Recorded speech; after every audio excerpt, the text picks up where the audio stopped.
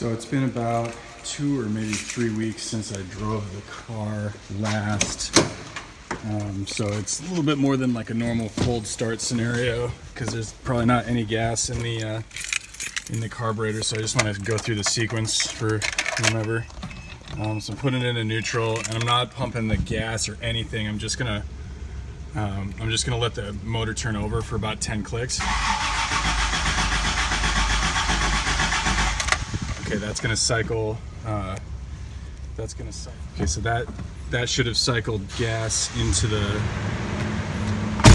carburetor. So now I'm just kind of, it's a bummer, you can't really see anything.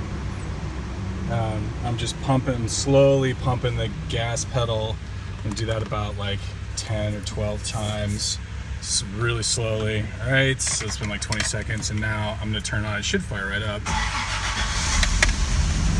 There we go.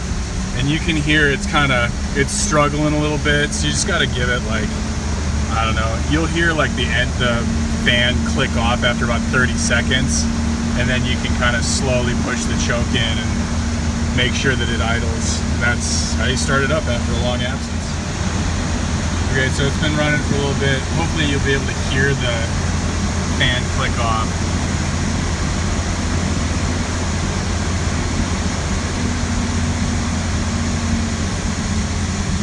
It's slowly winding down. Here's the choke.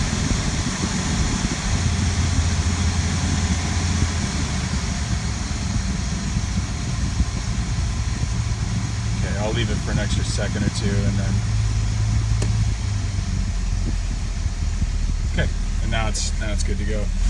Okay, here's a cold start, but I ran the car like 3 days ago, so I should only need to like pump the gas.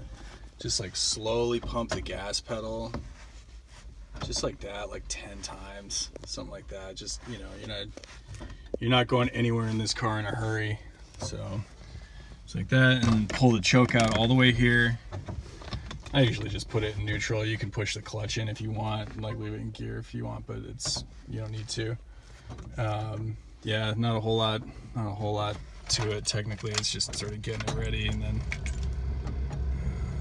with any luck, she'll just fire right up. There we go. Yeah, so depending on how long, if it's been like a couple of days or a couple of weeks or whatever, you might need to do that thing where you don't pull the choke out and you just like let it cycle a little bit. But if it's just been like 3-4 days, you can usually just do it like that. So a couple of things, the tachometer doesn't actually, I have it unplugged because it fucks the car up. And the speedometers, well, you kind of have to guess, but it's okay because it's not like you're ever going to speed in this thing. The tach is a little more of a concern because you got to be able to go by ear, sort of how fast to spin up the engine. So I was just going to wait until this red light goes and then just record the sound of running through the gears. It's, you know, it's nothing magical. The engine will start to sound really unhappy pretty quickly. If you're going too high, you'll be able to tell right away. It's pretty loud. All right, here we go.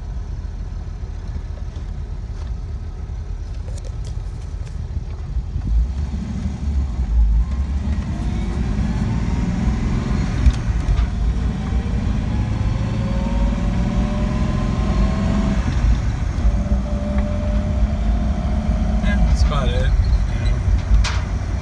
You know, when you're in town going 25 miles an hour, she's pretty happy in third gear. If you're going up a steep hill, which I know there aren't a whole lot of them in Green Bay, but you know, you can go up it in second. You can get into fourth gear around 45 miles an hour, and well, you're not going more than 65 in this girl, so that's just how it is.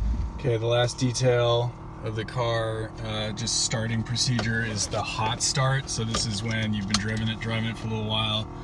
When I turn it on, you can see the